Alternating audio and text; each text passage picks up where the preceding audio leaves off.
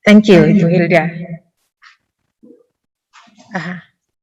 Dear Honorable Minister of Education, Culture, Research and Technology of Republik Indonesia, Bapak Menteri Nadiem Anwar Makarim, Director Jenderal of Vocational Higher Education, Bapak Wikan Sakarinto, Directorate of Academic Affairs of Vocational Higher Education, Bapak Penny Bandana Jaya, Director of Institution and Resource of Vocational Higher Education, Bapak Henry Togar Hasiholan Tambunan, Mrs. Carrie Kaufman Sahan from University of Oxford, Mr. Michael S. Budensky from University of Edinburgh, Mrs. Nicola Galloway from University of Glasgow, Mr. Comdowns from British Council Indonesia, Directors of Polytechnics, Deans of Vocational Educational Programs and Vocational Schools, and distinguished guests, ladies and gentlemen. Assalamualaikum warahmatullahi wabarakatuh. Shalom, Om Swastiastu, Namo Buddhaya, Rahayu, Salam Kebajikan. Good afternoon. We meet again in this panel session, and we shall be listening to some presentation and sharing from, for the first 10 minutes, we'll be listening from Dr. Carrie Kaufman Sahan in the Applied Linguistics Tutor Programs from, Department of Education. Also, Dr. Nicola Galloway, Head of Publication, Senior Lecturer and Program Director, TESOL. Michael S. Budensky, Doctoral Candidate, University of Edinburgh, Morehouse School of Education and Sport. These three speakers would be sharing about how this global pandemic COVID has led us into a deeper understanding that it is very important for us to have a collaboration in higher education and vocational higher education institution. Collaboration in managing vocational higher education across the country, we believe would bring about the very great benefits for us all. So we shall have 20 minutes for these three speakers to discuss about the global network for the global practice of English medium instruction in higher education. Dr. Carrie, Dr. Nicola, and Mr. Michael, time is yours.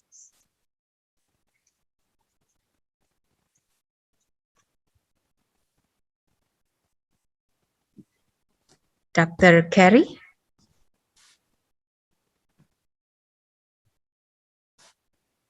Okay.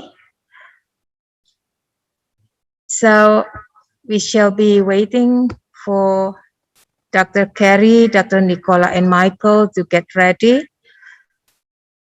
And I would say that after the three speakers presenting about the view, also all the things that they have done in the institution In the next 10 minutes after that, we will be listening to Dr. Com Jones, the Director of English Education and Society, British Council Indonesia, who was previously working for the British Council in Europe. Dr. Com Jones will be sharing about how this to improve and maintain collaboration for the development of vocational education in Indonesia. And as our event topic today is preparing Indonesian human resources for the global engagement, Dr. Jones would be discussing about revising or redirecting the English education in Indonesian vocational higher education. So all together, we will have like 30 minutes before finally we will have the question and answer session. Okay. Dr. Nicola said that she's still struggling to connect because it's early in the morning. Hi, good morning, Dr. Nicola. It's very early in the morning here. Hi. Great to hear your voice. So, everything's okay now. Sorry about that. Thank you. So good morning for you and good afternoon for all the audience here in Indonesia. Now that we have Dr. Nicola here, time is yours, Dr. Nicola. Just proceed. Thank you. Thank you. I think you may need to make Michael the co-host so that he can share the slides. Thank you, Mike.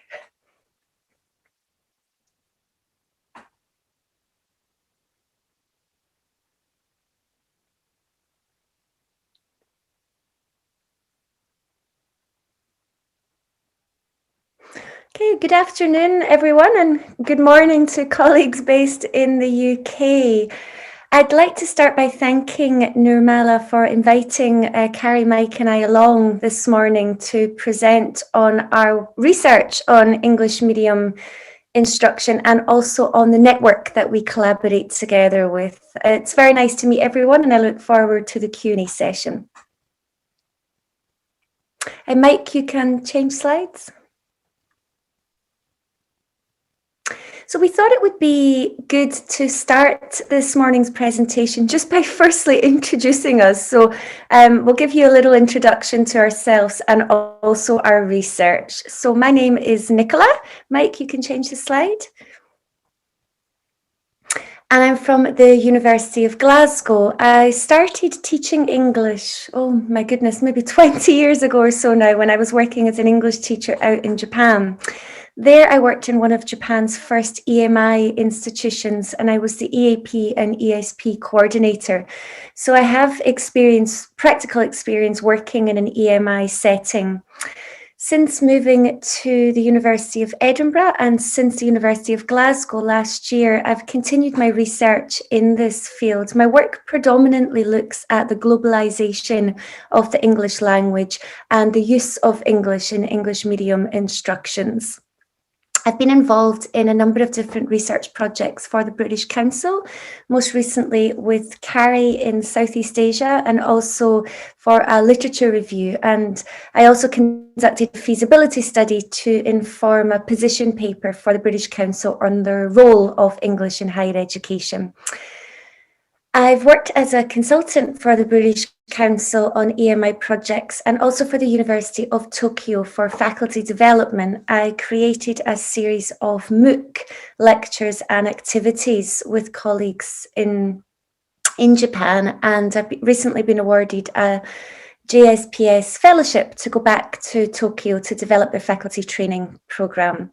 And what we're going to talk about today is the network that I coordinate with my colleagues, Carrie and Mike. Now, this is based out of, it emerged from the findings of a British Council study on the challenges to implementing EMI policy in a successful and a sustainable manner. And I'll come back to that after Carrie and Mike have introduced themselves. So I'll pass on to Carrie now.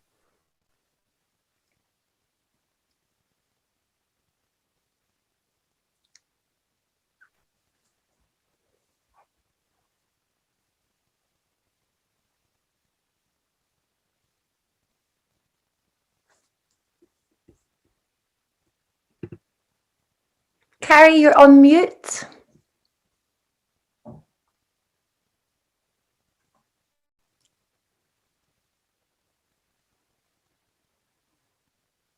Yeah, hello.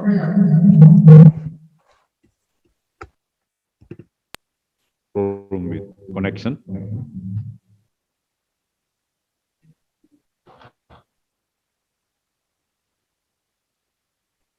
Carrie, we can't hear you. I'm not sure what's happened. Yeah, She's saying she's unmuted, but we can't hear her. So I don't know if that's a tech issue or not.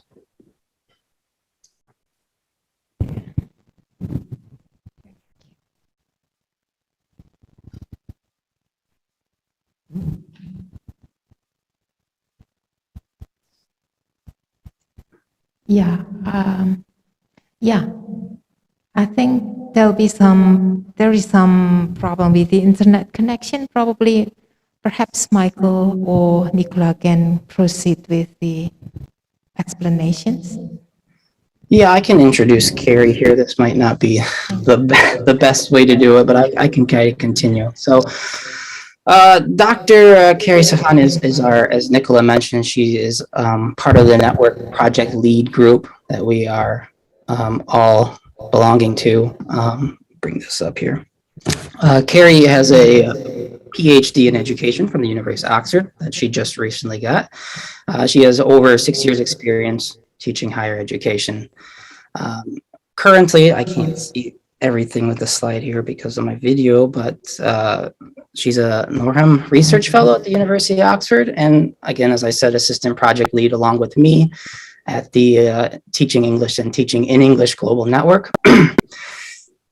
Like Nicola, Carrie also has lots of excellent publications down there on EMI, language policy, LM and use. Some of those publications are listed and seen down below.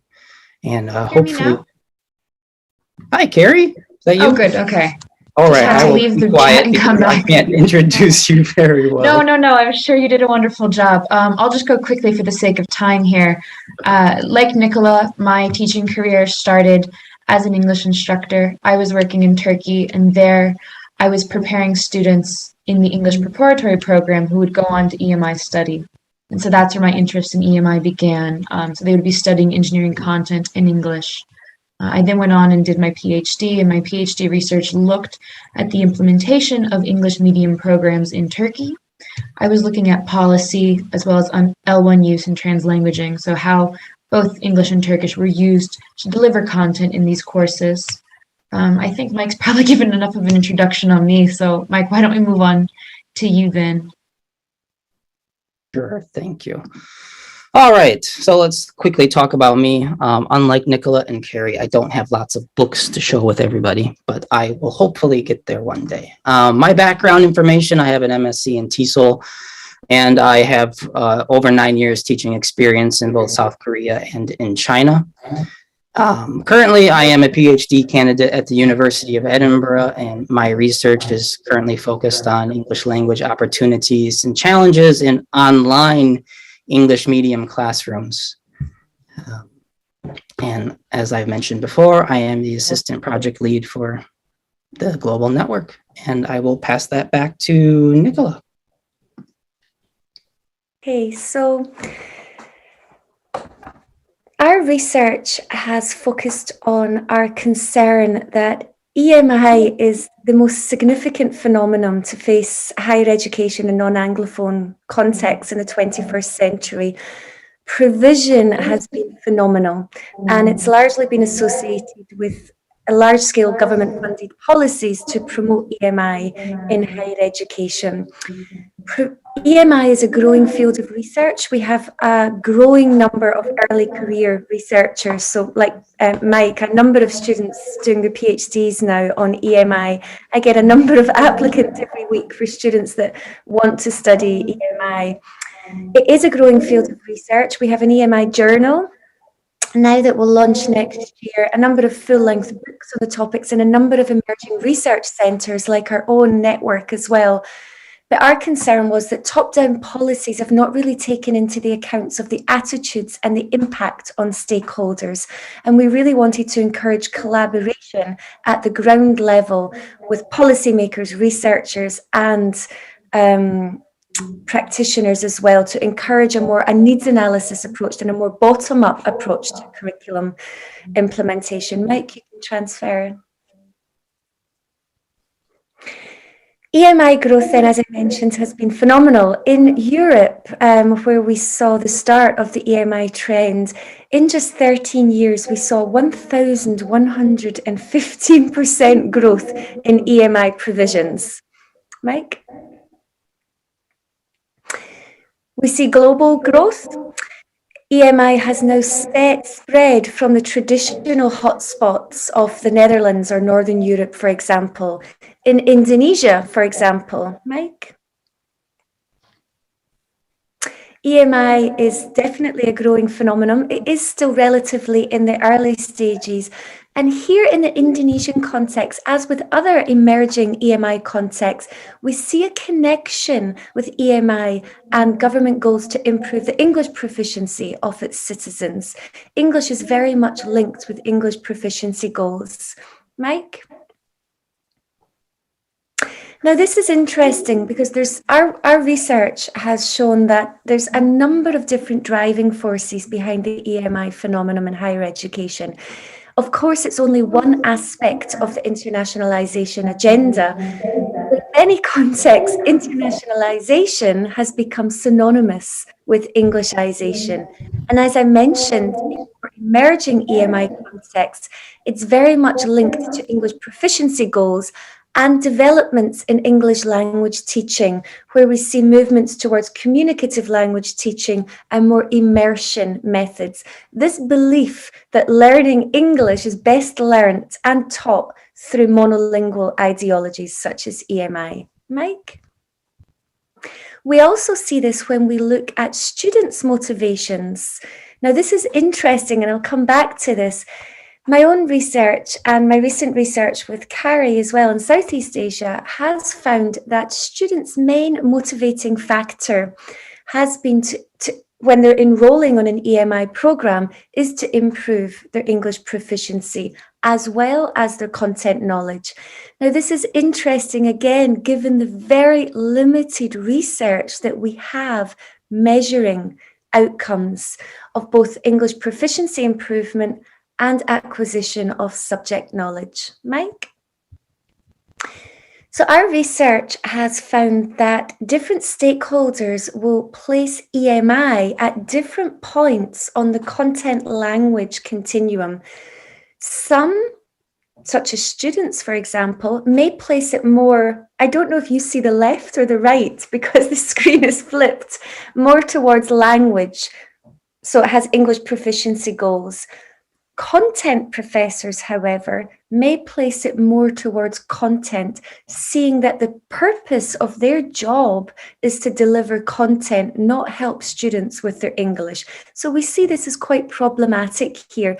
EMI is really changing the roles of the university professors, both content professors and English instructors. Mike? So our research has found various challenges to implementing EMI. We have differences in conceptualizations or understandings of EMI between staff and students. Students want to learn English. The content professor may see the purpose of the program is to deliver their subject. Mike? We also have questions over entrance examinations. What level of English do our students need to survive on an EMI program? How do we support them? How do we measure their proficiency? Obviously, this is a controversial issue. Mike? We also see an expanding role of the ELT practitioner. A lot of the focus on EMI training needs has been on the content professor.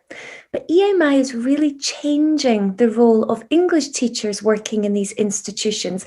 I myself found myself working as an English teacher in an international business department, and I knew nothing about the business terminology. So it was very difficult for me to design the ESP course without this lack of collaboration with the content professors. Mike, leading me to my next point and final point. So lack of collaboration was one of the main, lack of collaboration between EMI researchers, policymakers and practitioners, as well as a lack of collaboration between practitioners and content professors was one of the main reasons that we set up our online global community of practice that I believe Mike is going to present. I'll hand over to Mike. Thank you. Okay, thank you, Nicola. So yes, I'm going to kind of present to you our network and kind of showcase, you know, what it is about, who it involves, and why we're doing it, kind of go more in depth as to what Nicola alluded to. So we got to click on it there. This is our network. It's slowly being updated and evolved, but this is what our network looks like currently. What our network is, I need to move that, there we go, is a platform for academic knowledge and exchange, but it is also a place to showcase good studies, to exemplify good practice. It is also a community that promotes connections with teacher development programs. So who is our network involve? Hang on a second. Okay. So our network is quite big and it is growing. That's the key factor here. The number of network coordinators are people who are actively engaged in our network with sharing and uploading and updating information, has increased from 29 in early 2019 to 77 as of today. As you can see, there's lots of universities here. We have affiliated universities that have more than doubled in the same 2-year period from 21 to 47. And similarly, the network has 5 educational context teams. Now I will hold that thought. I will get back to it in a second, but we have now today 15 educational context teams with an average of 2 to 3 coordinators. So why are we having this network? Again, we're really kind of starting out here with research, specifically here on EMI. We are currently developing the research pages. As an online network, we aim to provide a place for researchers to not only share their research, but also share their research instruments to encourage, for example, replication studies. And these potentially could help us understand EMI better and perhaps transition from policy into practice. Now, the overall aim by encouraging people to share research instruments for replication is because we wish to facilitate and direct research in the field. And this is just one example here, but experimental studies that could explore, for example, the impact of EMI and what it's having on language proficiency for its users. Ultimately, we're looking to increase research impact. Now, academic journals are where the majority of EMI research is published, but often this is very inaccessible for practitioners or policymakers. And so it is hoped that by sharing research here on our network, it provides a place, a community, an access point to make research on EMI more accessible to wider audiences. Now, I told you to hold that point before about education context. So as you can see here, we have multiple education contexts that have been growing over the last 2 years. This is important because we don't want to say that EMI is going to be this just one monolithic entity, but EMI is very context sensitive here. So our network does not aim to generalize the research that we showcase from one context to another. EMI contexts are also very unique, and it is very important that we kind of make this a key point on EMI research, because it can be a problem when education policy is perhaps informed from contexts that are very different from the one that's looking to be informed. However, I will say that by having our communities together, all of these educational contexts in one network, we're able to to kind of support each other. Just hope that by bringing the research together, the network can provide stronger base. People can inspire, motivate, influence, and perhaps just develop a better understanding of how EMI is occurring around the world. Let me double check that. So expanding reach. As I said, we have the website, we have the network. We also are reaching out through social media channels. We have a Twitter account, we have a Facebook account. And the aim here is really just to connect between people interested in EMI, people involved in the field of EMI, to share information, share research instruments, studies, events, and potentially even share opportunities for people to collaborate and increase the quality and the quantity of available EMI research. The potential, as I said here, is really just being able to share the complexities and help others overcome pitfalls of previous research. One potential that I personally have experienced myself is the help future researchers or early career academics. I've actually used the network to people involved in my own research. And I truly believe that had it not been for the network, it would have been 100 times more difficult for me to carry out my studies on online EM, English medium instruction classes. Okay, network events. So another thing that we do besides sharing research and sharing research instruments and providing educational context, informations, stuff that's very sensitive to research from these regions, is we have network events. So for example, there is a lot of work that's not being published or covered in systematic reviews or something. So we recently held an event involving speakers on EMI for them to be able to present their information and their studies. And this happened last year. We had a collaboration conference with Ikuti, Elt, and the University of Oxford, where people could come together, present their research, and then we had a Q&A afterwards where it was very interesting discussion. And this is something that the network, we hope to grow upon and do more kind of these events where people can come discuss and share. It's a great way to kind of get more research out, build a community, get people involved, especially for those who are unable to publish.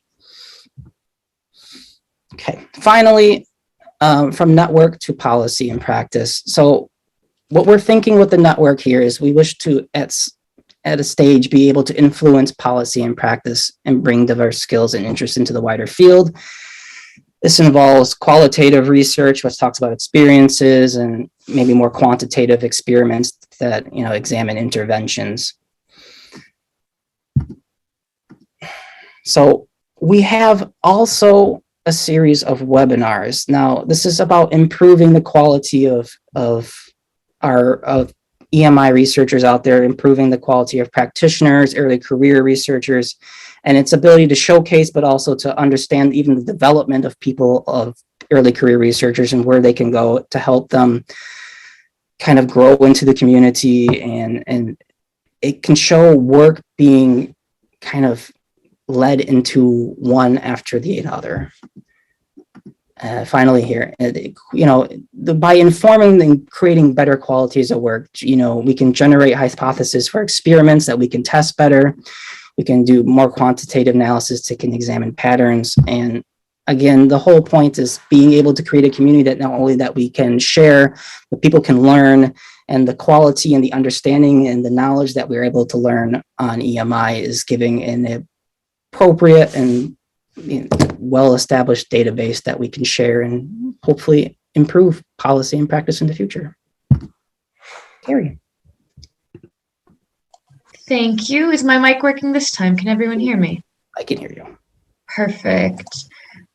So Mike talked about the types of research that are important to us with this network, and I'm going to expand upon that final point of his with respect to moving from the network and its research to policy and practice.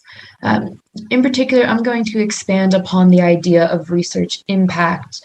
This is the type of research that we think is important going forward, or this is what we want research to do in order to produce real-world change with respect to teaching and learning in EMI contexts.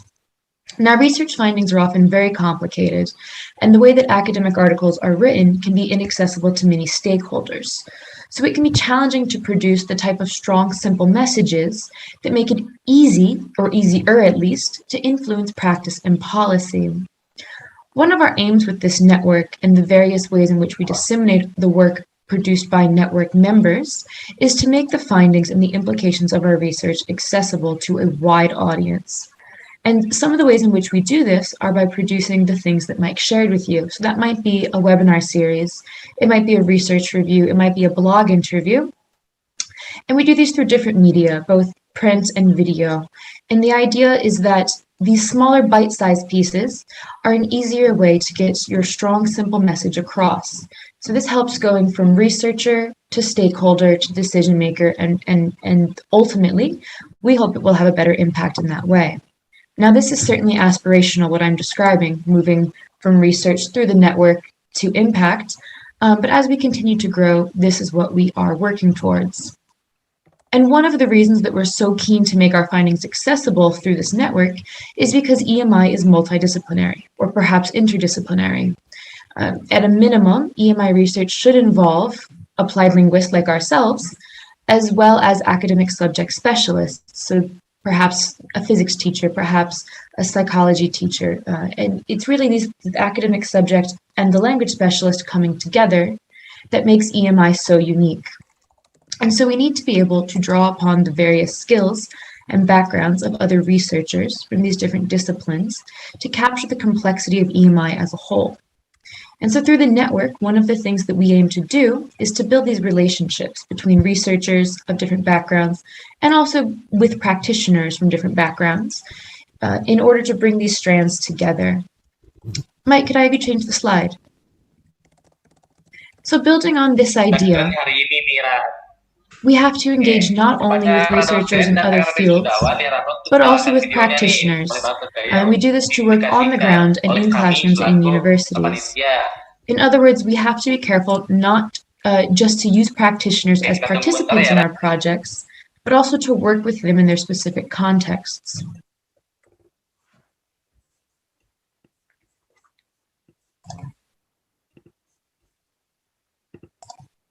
Untuk foto bersama mungkin boleh abah-abahnya dari aku ya, kakak-kakak dan Rofi. Sorry, I think it's maybe a background noise. So if someone has their mic on, I might ask them to turn it off. There's a little bit of background going on, I think. But again, I want to talk about impact, and we keep using the word impact, and this is a word we use a lot in academic research. And I'm going to use it here too because it's at the heart of our motivation on the network. We have to understand what impact is and what impact isn't. So things such as knowledge exchange and engagement, these might be routes to impact, but they're not impact in and of themselves. And that's because impact is something that other people do. It's not something that researchers do. It's something that policymakers might do, or it's something that practitioners might do. However, as researchers, we can encourage impact through our impact activities. And this might be something like what we're doing today, coming to you and sharing with you our research ideas and our research findings in the hope that people will go back into universities or back into policy-making think tanks, and they will come up with ways in which to transfer our research ideas into actual practice for change. But one thing we have to be careful about is that researchers, practitioners, and policymakers have different mindsets. And so for us as researchers, impact happens when people like you are able to understand our research and make evidence-informed decisions with respect to policy making. But how can we go about ensuring that that actually happens? Mike? So in this next slide, I'm going to embarrass Nicola a little bit. You can see here a picture of Nicola as well as a clip from her MOOC. Nicola told us that she developed a MOOC for the University of Tokyo. And I'm going to use this as an example because I think this really highlights what we mean when we say research impact. So Nicola's MOOC is a very excellent example of the ways in which she as a researcher has worked with the university in order to develop something that can then be shared with practitioners. In this case, EMI teachers going into classrooms. However, she might still have the question of whether or not this is producing actual change in those classrooms. And you can see here we have a little cartoon. Nicola is asking the question of sure, I've done this collaboration, but is there real world outcome? Is there real world change? And so we want the people who are involved in this collaboration, the practitioners, the policymakers, and the researchers, to experience or understand EMI differently as a result of engaging with this research. So we're making headway with respect to EMI research, and the network is facilitating collaboration between practitioners and between researchers as it continues to grow. But going forward, how can we ensure that our research has meaningful impact? How can we ensure that our research is translated into real-world outcomes, such as through education policy making? Mike? To answer that question, we as researchers might think about these types of questions. And so you can see some questions here. But we should also think about the collaborations through which our impact is realized. Mike, can I have you click? And those collaborations involve people such as yourselves. That might be policymakers, program administrators, perhaps classroom teachers, or other decision makers. And so we need to consider what policymakers and other decision makers are thinking about in terms of our research as well as their needs. What are their opinions, and what sort of constraints and obstacles might they have in terms of going forward transferring academic research into policy? Of course, we know that this is really aspirational. Again, it's not just as simple as researcher and stakeholder meeting and then suddenly something is produced. But the network gives us a chance to enter into conversations with stakeholders like yourselves and to think about obstacles that we might have to overcome in terms of transforming research findings into policy and practice. Mike? So moving from the findings on that previous slide, the key questions we have to ask going forward are here. And they relate to how our research findings can be picked up and used outside of academia, because this is what equals impact. Mike? Now, this involves careful planning, and it involves engaging with a number of different people. So I said before that impact is not something researchers can do, but we can plan activities, for example, knowledge exchange and engagement related activities that might lead to impact. And that requires working with beneficiaries, end users, and stakeholders. So just to unpack that quickly, beneficiaries are the people or groups who will benefit from the impact of our research. End users are the people or groups, so perhaps a company or a university, who will take up our research and bring about change. And stakeholders are anybody who has a stake in the outcome of our research. And anyone who's that might be because they're going to benefit from it, or it might be because they're involved in the uptake, that is involved in translating it from research to real world outcome. So if we want our research to have an impact, we need to partner with these stakeholders, with these beneficiaries, and with these end users. And the earlier on we do this, perhaps even in the design stage of our research, the more likely it is that our research is going to have an impact. And so this relates to the need to co-produce research with others, particularly with stakeholders, decision makers, and practitioners in universities. And so through the network, we aim to work really closely with these people in order to ensure that our research is having meaningful impact. And now I'm going to go to my final slide here, Mike, and just wrap things up. So thinking about going forward and tying this back to the network, EMI is growing both as a field of study and as a type of educational practice around the world. With this growth, we're becoming more aware of the areas that need to be explored, including the context and the populations that need investigation, as well as the different types of methodologies that we can use to address these research questions. But what comes next is the question of how to measure that impact. How can we make sure that our research findings have a real-world impact? Now, impact might be subtle and it might be localized, but it can be achieved through collaborative and meaningful relationships with stakeholders. This might mean working closely one-on-one, and the ways in which we can share this could potentially be through case studies to showcase our impact. Through the network, we're hoping to create opportunities for researchers to share their experiences, as well as to showcase these case studies in order for other researchers and other stakeholders to understand the impact that EMI is having.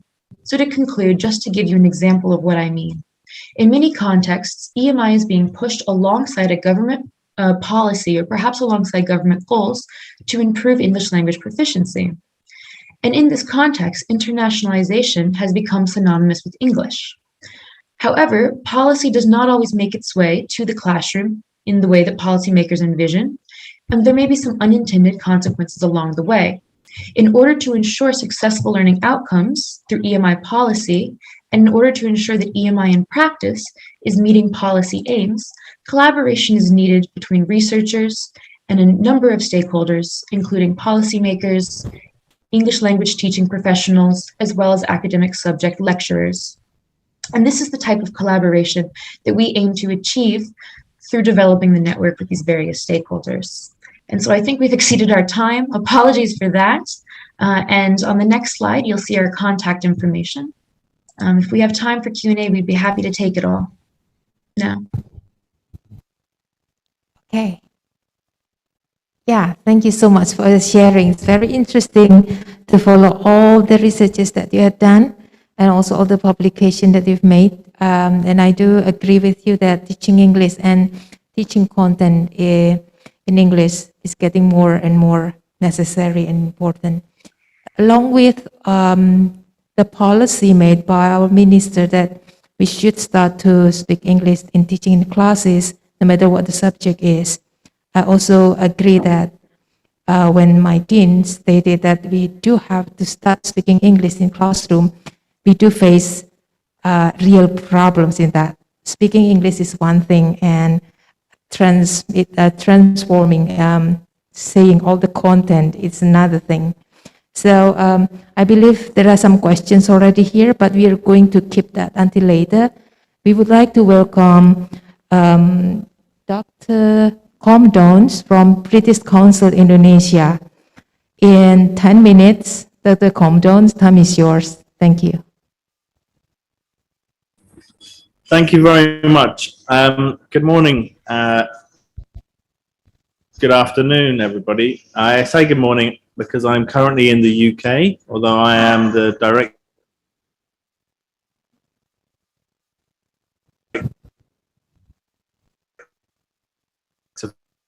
for English Education and Society, Action for Climate Empowerment and Climate Education. Apologies, I'm currently on the road, as we say, between on the way to London, and I'm in a Starbucks. If you were in Indonesia, you could imagine me driving from Jakarta to Bogor and stopping on the way. I wish I was with you in Bali and speaking to you there. So I hope you can hear me clearly. In this 10 minutes, I should also just sort of say thank you very much for introducing me as a doctor. I'm not quite a doctor, and the same sort of level of academic expertise as Nicola and Carrie and Michael, but I have got some practical experience and professional experience in both EMI, EAP and ESP. So my background is in English teaching, and I spent many years teaching general English and academic English at the University College London, where I was preparing a lot of foreign students who wanted to study their postgraduate studies in the UK. But for the last 8 years, I've been supporting the development of English language teaching, learning and assessment in Indonesia. One of the things that I've overseen in the last 2 years was a research report. The research was conducted by the University of Leeds, led by Professor Martin Lam, but with Indonesian academics from ITB and from Atmajaya University. I will put a copy of that report into the chat, but I want to share with you 2 of the findings of it as part of my talk. I hope you'll be able to see my screen. One of the things I wanted to start off and say that I think, and Nicola mentioned this in her talk earlier, was around this continuum of EMI practice. And I think it is vitally important that everybody involved in this debate and discussion around English medium education or English medium instruction and general English teaching or academic English teaching or ESP should fully familiarize themselves with this diagram and the implication diagram. Let's just look at over here on the left-hand side of the continuum, because here we have our English medium instruction. But as you'll see, these are lecturers in universities who have been asked to deliver their content in English as the medium of instruction. But the focus for them is not English language. It is the content of their specialty, their expertise, whether they're a biologist or a professor of law or business or medicine. EMI is simply the language of instruction. However, as Nicola said, there is this perceived benefit that by attending an EMI course, that you're going to improve your English language proficiency. Whereas you can see over here on this side, English language proficiency, or focus on improving English language skills, is over here. Is it the job of a lecturer to improve the English language proficiency of their students? And in my view, and in many other people's view, no, it is not. There may be, obviously, some improvement in your English language proficiency by attending an EMI course, but it is not the job of the EMI lecturer to do that. Which brings me on to, well, whose job is it? And part of the team I was working in at University College London, and in many higher education institutions in Indonesia and in vocational polytechnics and other higher education institutions, there is an English language department that teaches general English, and increasingly those departments are developing their capacity to deliver academic English and English for specific purposes, as you see here.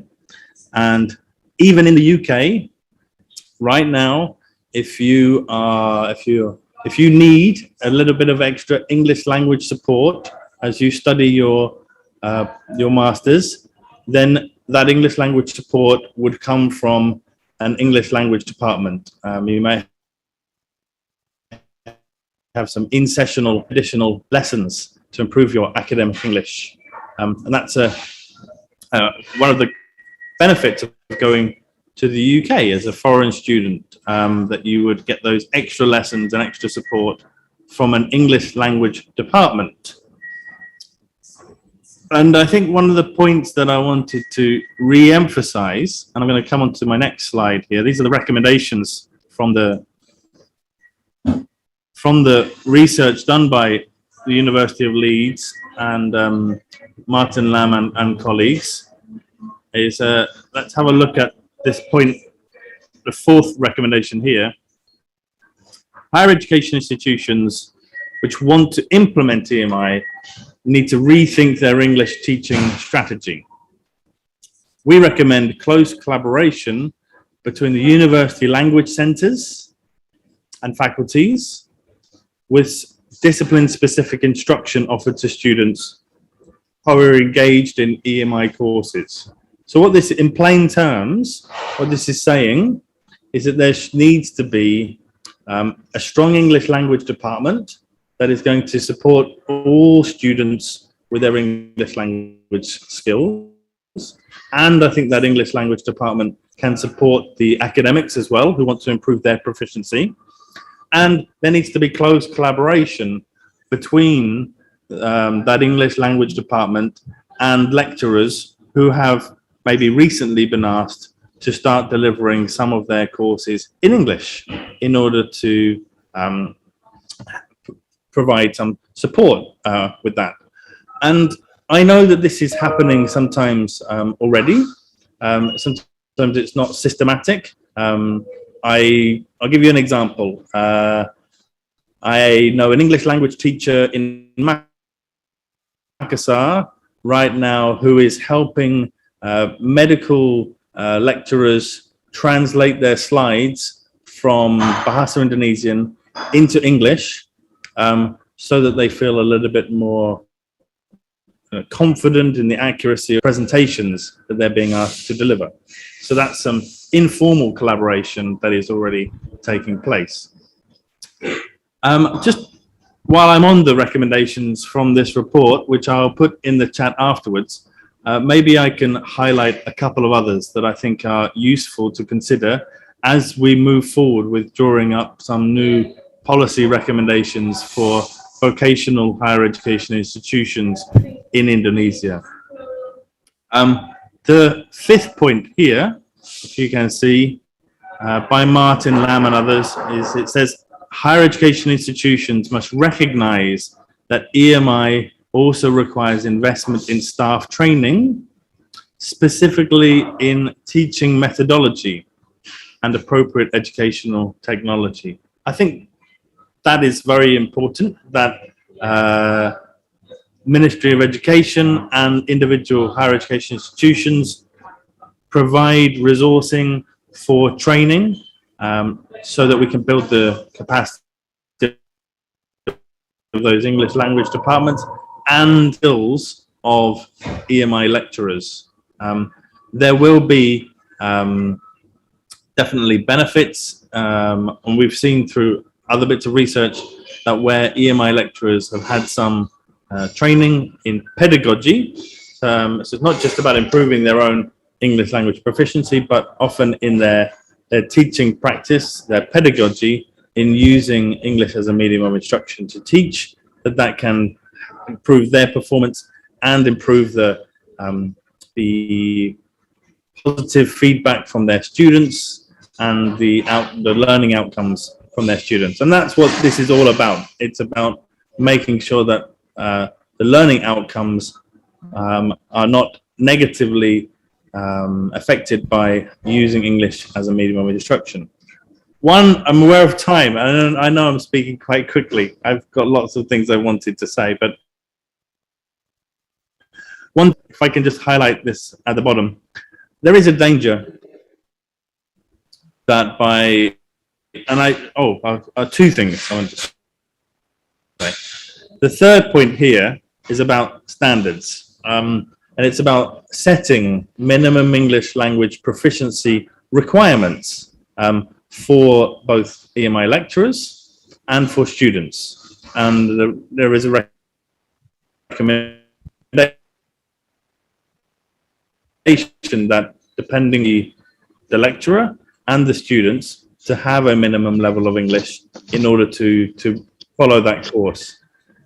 If we do that, which I think is a good idea, there is a danger that it's going to be a barrier then for a lot of very smart Indonesian students who might want to study on that course, but possibly they don't quite have the level of English required in order to gain access.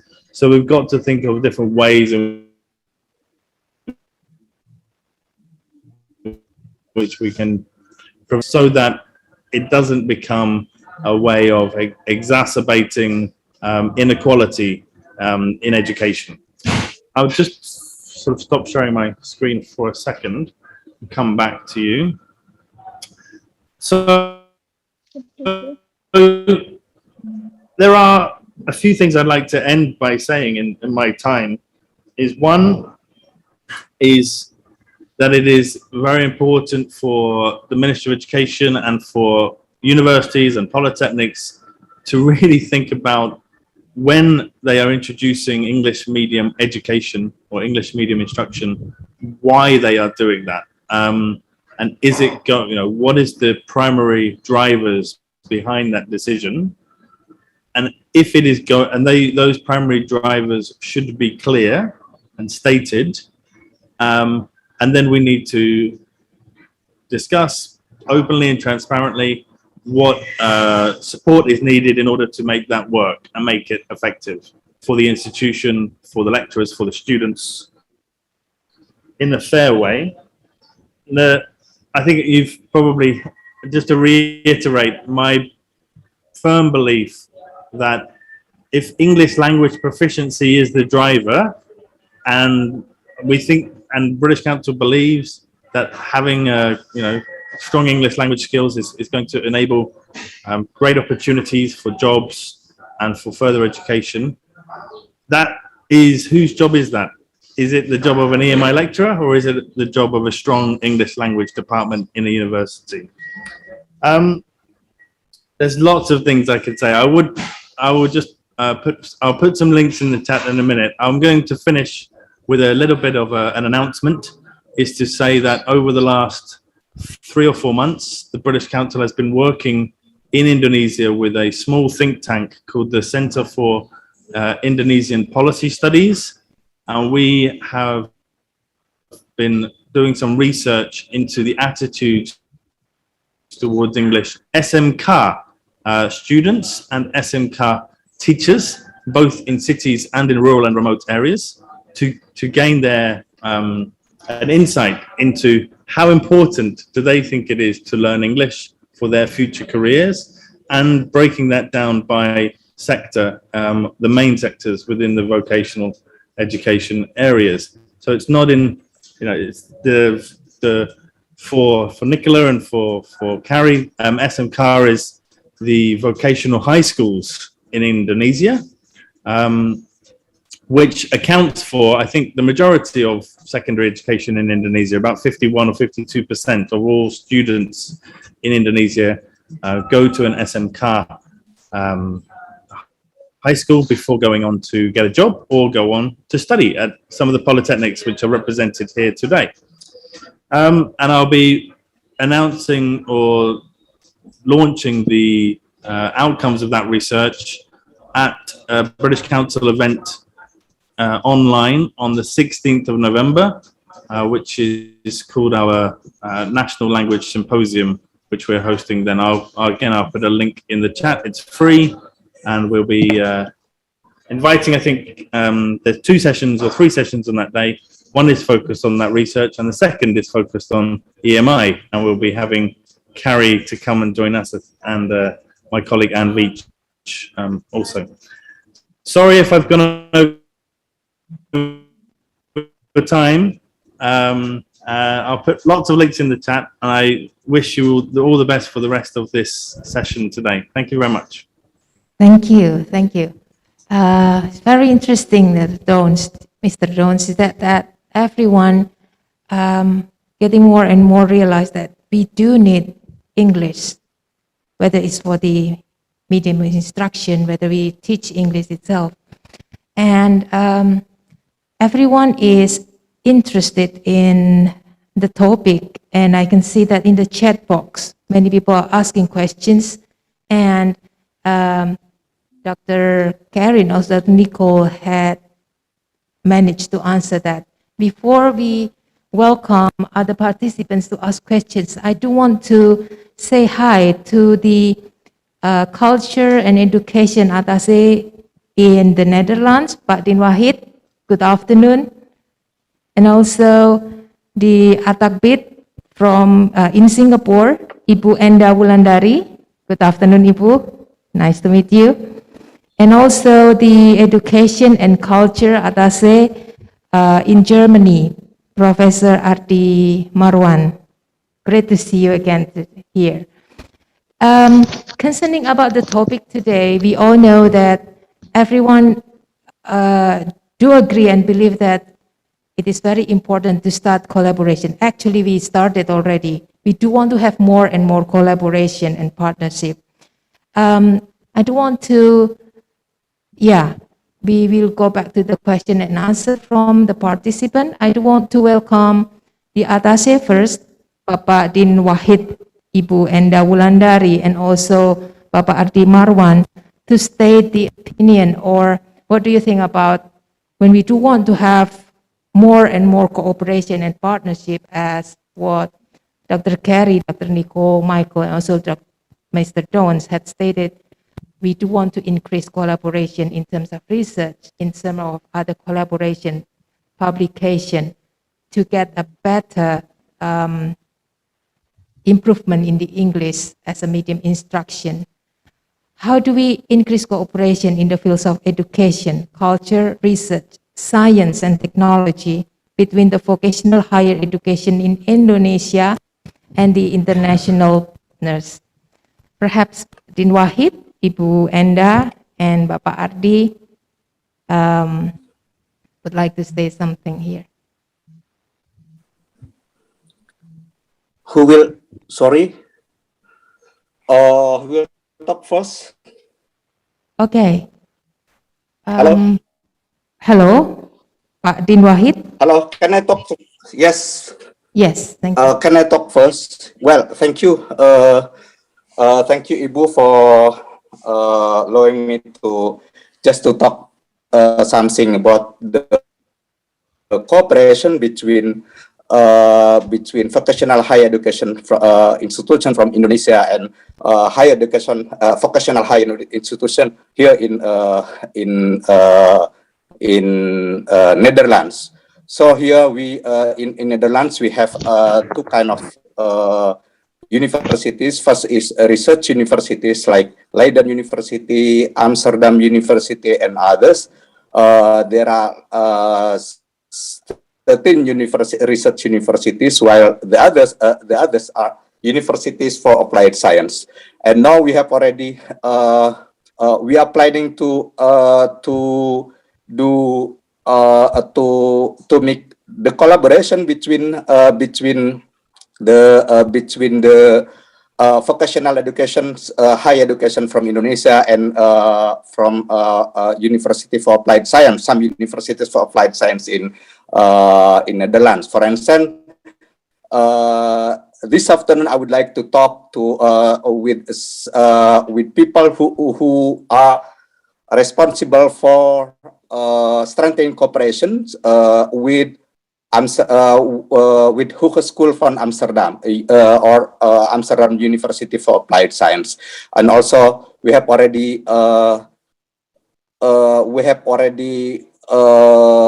talks and set up the collaboration with Hanze University and also with The Hague University for Applied Science. So from our perspective here from Netherlands, I think we welcome these cooperations. We would like to strengthen the collaboration between vocational higher education from Indonesia and here in Netherlands, because we always say to our counterparts here that Indonesia is developing new regulation and developing new strategies in strengthening collaboration in vocational education, not only for research education, but also for vocational education. And we acknowledge that Netherlands has very good vocational education, because they have already very, very systematic and systematic program in vocational education. That what I can say for now. But for sure that we would like to collaborate. We would like to strengthen collaboration between the two countries in vocational education. Thank you. Yes, thank you, Bapak Din Wahid. Yeah, we had a meeting several times to discuss about possible partnerships and collaborations, and we'll be talking a lot more after this. Thank you for your support and also your enthusiasm. Now I would like to welcome Ibu Enda Wulandari, the Education and Culture Attaché in Singapore. Ibu Enda, time is yours. Thank you, Ibu. Good afternoon, everybody in Indonesia, and good morning for our colleagues from UK. Yeah, as you know that Singapore is one of the country with the best education in the world. And related with the vocational education, Singapore has 5 polytechnic. So here in Singapore, university do not offer vocational education. So vocational education only taught in polytechnic and in Institute Technology of Education. Polytechnics was set up with the mission to train professionals to support the technological and economic development of Singapore, chartering the wide range of abilities, aptitudes, and interests of their students The Polytechnic seek to train students with relevant and specific skill for the workplace to give Singapore a competitive edge. And today, Polytechnic Singapore, Polytechnic graduate in Singapore are valued as practice-oriented and knowledgeable professional and much sought after by industries. And Polytechnic in Singapore, unfortunately, cannot receive international students because they are designed for their own country economic development growth. But the potential collaboration with Polytechnic in Singapore, it can be in the form of upskilling teacher or lecturer of Polytechnic from other country, or hosting immersion program or attachment program for students. So it is open for Indonesian vocational education to conduct such a training to upskilling the lecturer, and also open to have kind of student exchange in the form of immersion or attachment program for 1 semester. So this is the potential collaboration that may be conducted together with Singapore. Thank you.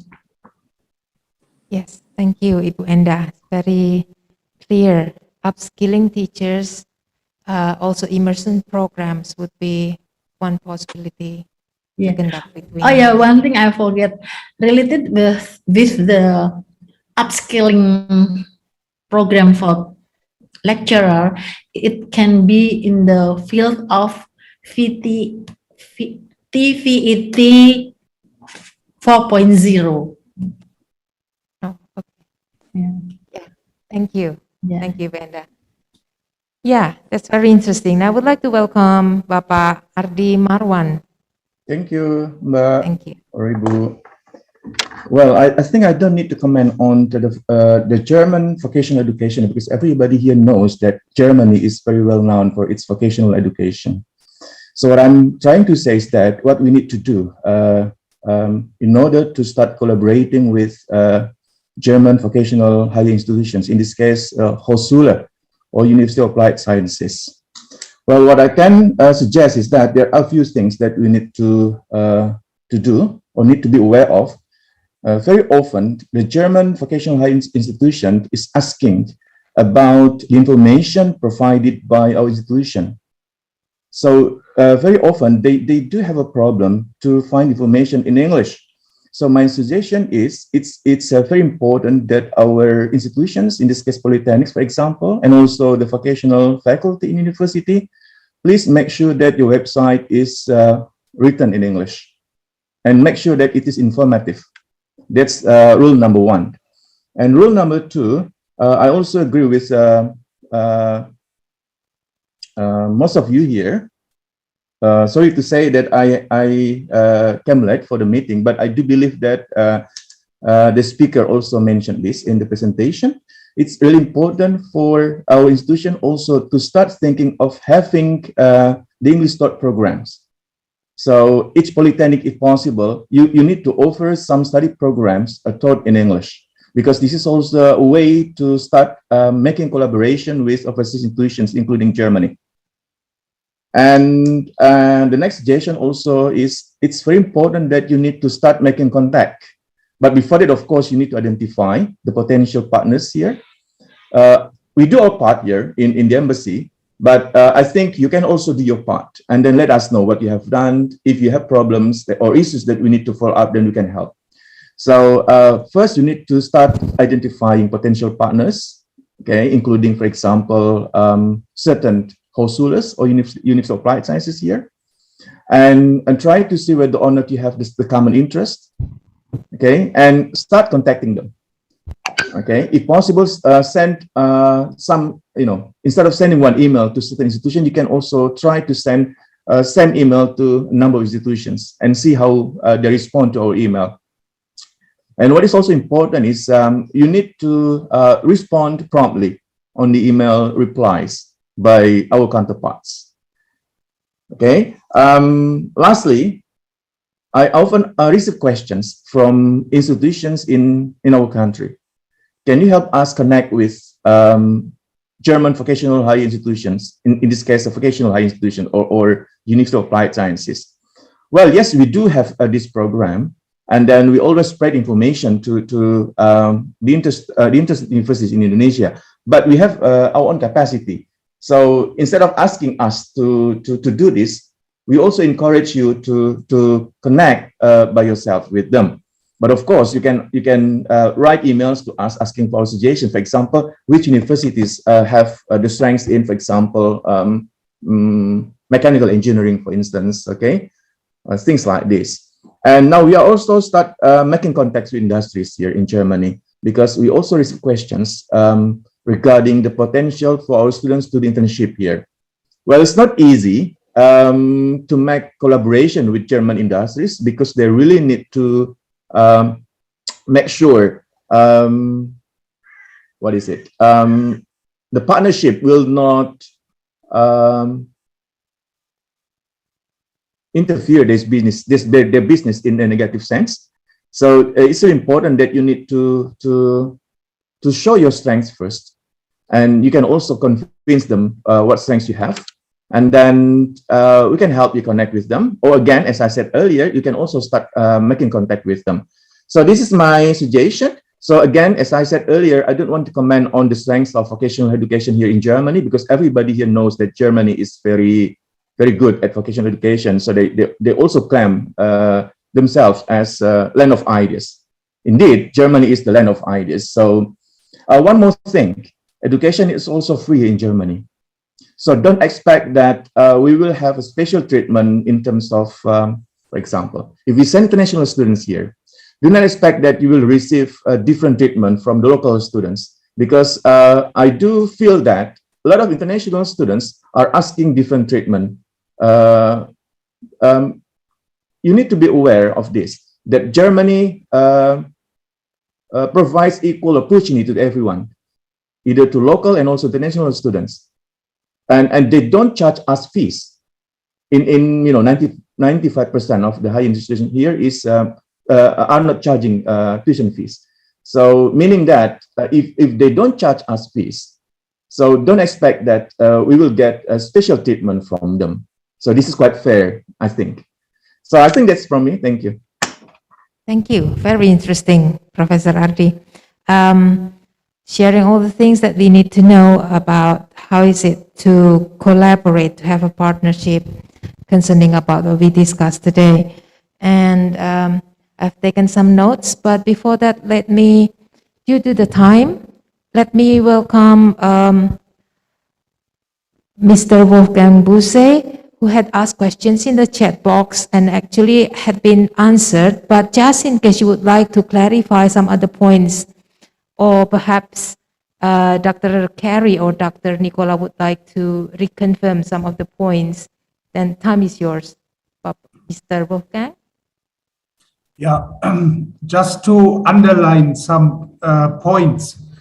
You know, what we are doing here is to conduct a study course or 2 study courses in maritime issues in English language as a language of instruction. But the teachers are German and or Indonesian, and the students are also Indonesian. So there is no site has any natural source, resource or lack or something in English. So anyway, we have to do it in English, because maritime, the language of maritime industry is English. So you can imagine we encounter some problems. We are all content teachers, as you mentioned, content teachers.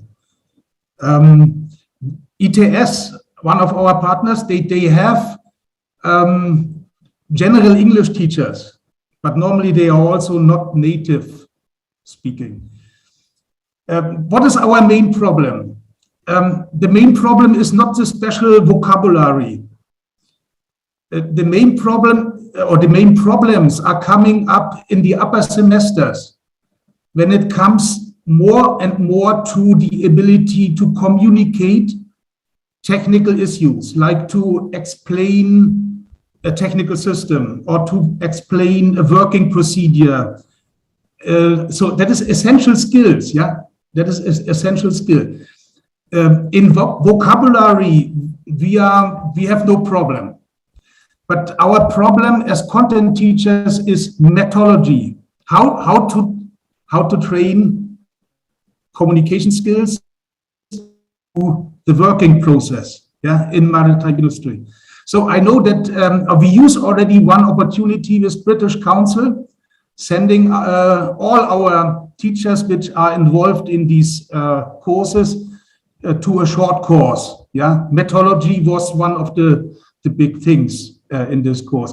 I would like to have more such corporations. Yeah, that because I feel, yeah, that is your original task, methodology, yeah, as I understand, and we are lack of this. But maybe we can tell you what are the deficits, where are the gaps, yeah, with these in this special case with Indonesian students in this special study course. Yeah, thank you. Thank you. Thank you. I don't Mr. know if Volkan. Paul or Carrie will mind if I start the response here, but I have quite a lot to say here. First of all, what an interesting context, you know, German teachers, Indonesian students, and maritime English as well. I think, yeah, I mean, it's a fascinating demonstration of English as a global language, English being used as the lingua franca of academia. And I think there's a lot in what you said there. And also I liked your final suggestion about you can tell us and EL training providers about the deficits as well and your needs. And this is very much what we need to do. And I think it's opportunities like today where we can speak to people that are really in the classroom and facing these challenges. You know, we are academics, we'll sit back in our offices and theorize on this phenomenon. But really it's classroom-based research with stakeholders like yourself that we need to inform policy and also training guidelines. And I would like to say, though, that you've raised so many issues that are being discussed at the moment in the field of EMI. The first one there is this idea of nativeness and this idea still, and I think we see it being promoted more with the spread of EMI, of native speakerism, that this idea that it's native speakers are the legitimate speakers of English and therefore credible English teachers. But English is a global language. We have more non-native English speakers speaking English today. Yeah.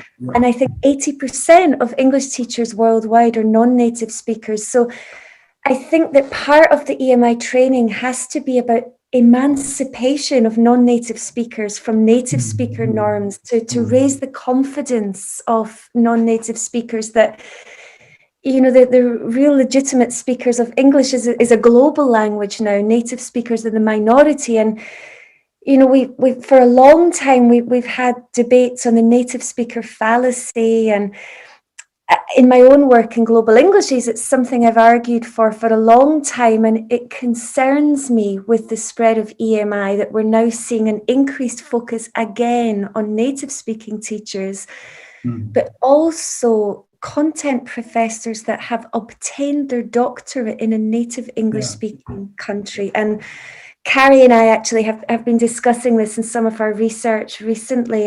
So that's an issue I think that needs to be addressed in training courses.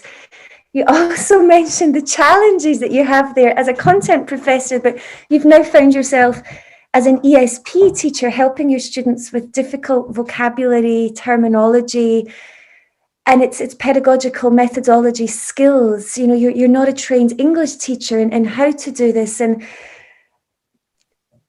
really, should we be asking content professors to do this, or should we be making the English language department more central in the university to work alongside your program? I mean, we have Nobel Prize winning content professors suddenly told you have to teach in English. And we have to think about domain loss, students' acquisition of the subject knowledge. So I think you have a real challenging job. And I think we all need to work together to address this and to find solutions and to find the best context-specific. EMI is not only context-specific, but discipline-specific as well. And there's no one way to do this. So I'd be really interested to speak with you after this in more detail about your needs as well, because it's with people like yourself that we gain insights into your challenges. I don't know if that answered your question or. Oh, this is excellent. I fully agree. I think the key is capacity building at the side of content teachers, so that they are able to have more tools in hand, to have success with this teaching of communication skills. Yeah, that I fully agree. Thank you very much. Thank you. Can I quickly add on to what Nicola has said? And Wolfgang, thank you for sharing that. I think that what you've described, as Nicola said, is very unique to your particular context. But the problems you're talking about, I think, are quite common across EMI contexts. For example, my doctoral research was in Turkey, and it was Turkish teachers, Turkish students, generally mechanical engineering, but with respect to technical vocabulary and English for specific purposes, they described the same problems that you just described. So they knew the terminology, and they said that in many cases, the terminology had to be in English. You might agree that in some cases, the terminology only exists in English. So maritime terms are only in English, and there isn't a good German or there isn't a good, equivalent in another language. So the issue is not just these technical words, but it's the broader use of specialized language. I think one of the problems we have is when we think about either an ESP course, English for specific purposes, or when we think about technical English, we only think about these vocabulary terms. And we forget that in order to communicate this technical language, we need a much broader repertoire of academic English, of specialized English, and a very advanced general English. So it's not enough to just improve our general English and assume that that will work for maritime English. You could take any number of native speakers and they would struggle to communicate in maritime English because they just don't know that. It's not a matter of general proficiency. And so I think what you're talking about is the issue going forward in terms of collaboration between content and language specialists. You have the specific terms, but you need a way to communicate to your students in a specialized English that's much broader. And general English, or not general English, but English language teaching specialists don't have necessarily the maritime vocabulary, but they can give you the tools you need in order to help your students get the broader academic English skills they need. So I think there's really a moment for collaboration here to expand upon your knowledge and to expand upon some of the pedagogical skills that we have in applied linguistics and second language education, to bring those together to address these very unique issues we see in EMI. And as Nicola said, I'd be really happy to talk more because what a challenging context you have. I wish you luck. But we have one good example. Your British Council course was excellent. What they did is let the teacher teach other teachers. That just was perfect. It was high efficient, but only 1 week. We should look for more opportunities. More courses. Thank you. Maybe if I get in touch after, we'll hand over to Colm. I was just going to suggest that. But Wolfgang, please do get in touch after this. Hand over to Colm. Thanks very much. Can I? Oh, sorry. Yes, sure. Thank you very much. I think, Wolfgang, you were talking about a course that the British Council run that was called Academic Training Excellence, our ATE course. Yes. And we were very proud of that course. What we're trying to do now, at the moment, British Council is working together with partners, is to build the capacity within higher education institutions themselves so that they have that expertise and can continue that capacity building in their own institutions. So there are a number of initiatives at the moment where we are looking at trying to build the knowledge and awareness of the things that we taught on that ATE course. We want all universities to have a strong, and we think it's again likely to be the English team, English department. It goes back, I'm delighted also to what you said about you telling us what you need, where the gaps are, whether that's gaps for the academics or the students, because every good course, every good training course has got to be built towards fulfilling, whether meeting the deficits or giving people the skills that they need, whether it's in order to be a better EMI lecturer or a stronger maritime student when they finish university. What are the skills that they need? I think on that continuum diagram that both Nicola and I used during our short talk, I think it's important for everybody, again, to reflect on whether this is an ESP course, whether it's an EAP course, or whether it's maybe a CLIL, we call it Content and Language Integrated Learning. These terms are familiar to a lot of people in academia and some English language departments, but often are not that reflected on enough in my view.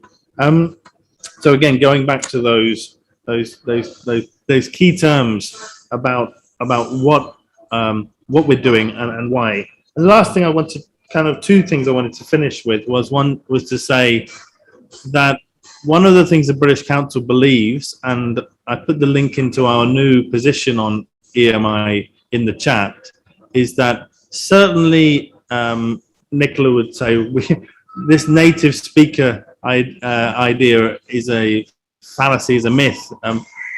As long as you can clearly be understood when you're speaking English, then absolutely speak English, with Indonesian English, German English, French. There is no reason to promote a native speaker sort of variety of English over any other. And we also strongly believe in multilingualism. And if all of the students in a particular class can speak an L1, for example, if it's all Indonesians studying in Indonesia, English might be the medium of instruction, but we would definitely encourage and think it would be sensible to use Bahasa Indonesian in that lesson as well, in order to explain concepts. As long as everybody in the class can understand the language being used, then we should use all languages as part of our education provision. I'll finish with a tiny anecdote about maritime English you'll appreciate. I flew from Indonesia to Edinburgh 2 weeks ago, and I sat next to two big guys from Kenya. They had spent 6 months on a trawler around Indonesia. They were flying back to Kenya. They were both working on trawlers. They'd done a long time at sea. And the guys told me that on that boat, there were people from all countries around the world, and they could all communicate very well with each other when it came to maritime English on the trawler. But when they got off the boat, they were struggling. It's a completely different language in the city and in the airport. So it was interesting. They said they had their own language on board ship. Yeah. Thank you very much, Wolfgang. Thank you. Thank you very much. Yes. Thank you. Thank you. Yes, thank you, Mr. Wolfgang, Mr. Dons, Dr. Carey, Dr. Nicole. It's a very interesting topic, and we do need more time to discuss about this, because there'll be always sharing of experience in some places. But we are running out of time. I do wonder if we would welcome one more question very quickly from Polytechnic Negeri Bali. I'm sorry. Yeah, from Polytechnic Negeri Bali, perhaps you can read the question very quickly, and perhaps the speakers can answer also very quickly. Bapak Gede? Are you still here? No? Okay. Then we should proceed. One more question, the last one from Politeknik Bumi Alpelni. Bapak Haryani or Ibu Haryani? Very quickly, could you read the questions?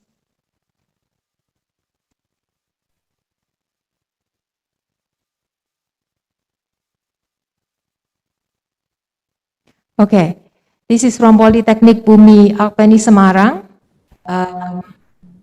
Ibu Haryani would like to ask questions. Excuse me, Okay, Miss. thank you. I'm Gede Ginaya from Proficiency Bali. Oh, okay, Pak Gede. So I Time is can yours. Very do it quickly. now. Yeah. So my question actually had been written in a chart. Yeah. So I would like to ask about the things that I would like to ask here.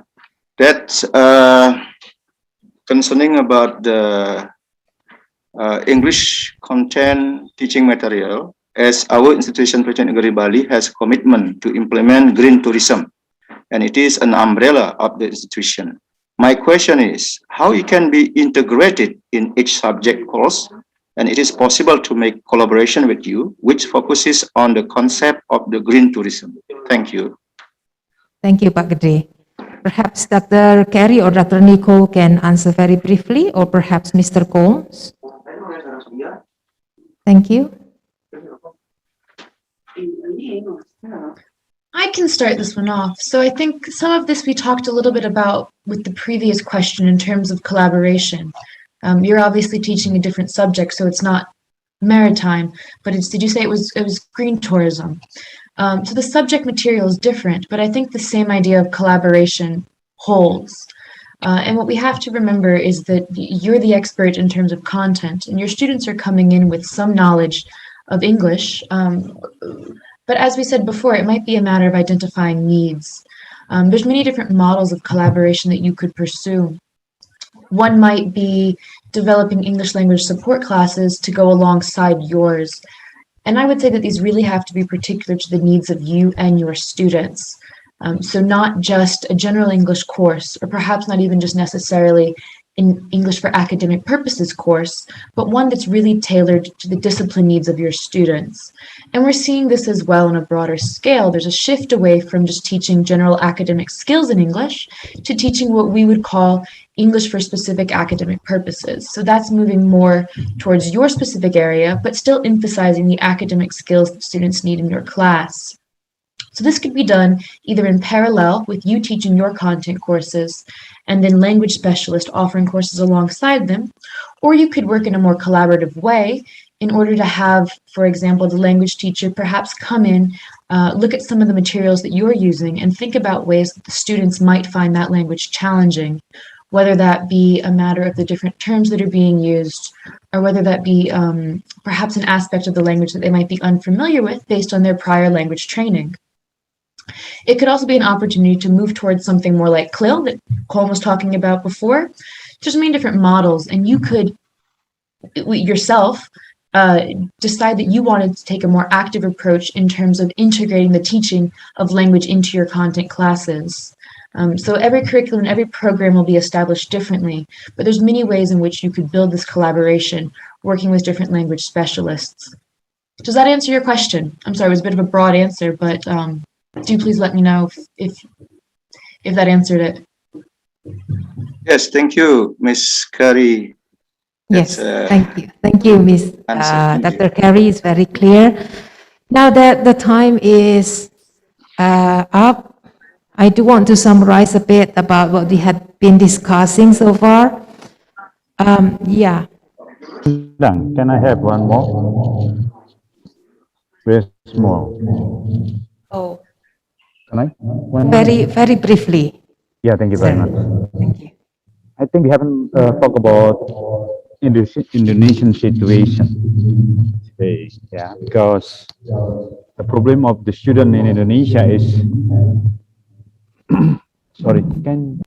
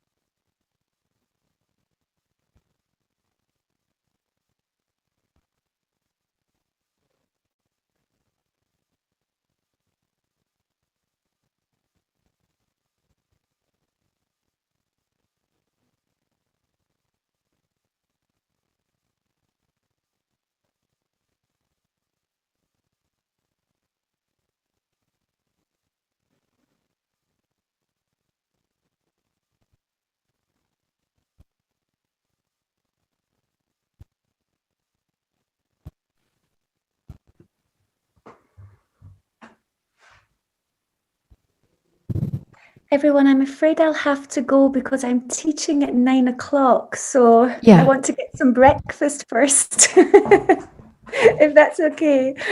Yeah. It was lovely to meet everyone. Thank you. Thank you, Agus. We are going to keep that.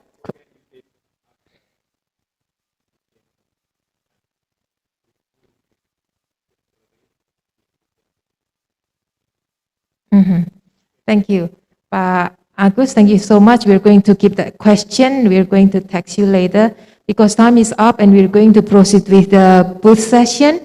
I would like to say thank you once again for all the speakers, for Dr. Nicola, Dr. Carey, Michael, and also Mr. Jones. Thank you so much for this session. Stay safe, healthy, and happy. Thank you. Good evening from here. Good morning for UK. Dr. Nicola, thank you so much. Bye-bye. Mr. Jones, thank you. Dr. Carey, bye-bye. Yeah.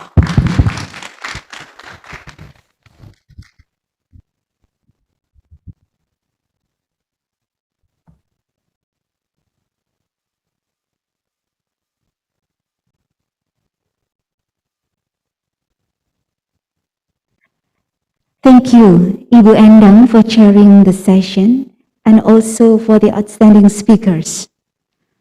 Ladies and gentlemen, this session marked the end of our today's offline program. We will have the last session, that is online booth, at 5 p.m. until 6 p.m. There will be 3 universities who will take part. The first is City College of Glasgow, UK. The second is Hochschule Wismar University, Germany. And the last is Leicester University, UK. We hope all of us learn something from the sessions, and this is not suddenly the end of our journey. Before we close the program, let's think about the famous quote by Henry Ford. Coming together is a beginning. Staying together is a progress. Working together is a success. Ladies and gentlemen, I'd like to say thank you, and we are sorry for the inconvenience, and of course, looking forward to seeing you in the next program. I'm Hilda Jahyani. Wassalamualaikum warahmatullahi wabarakatuh.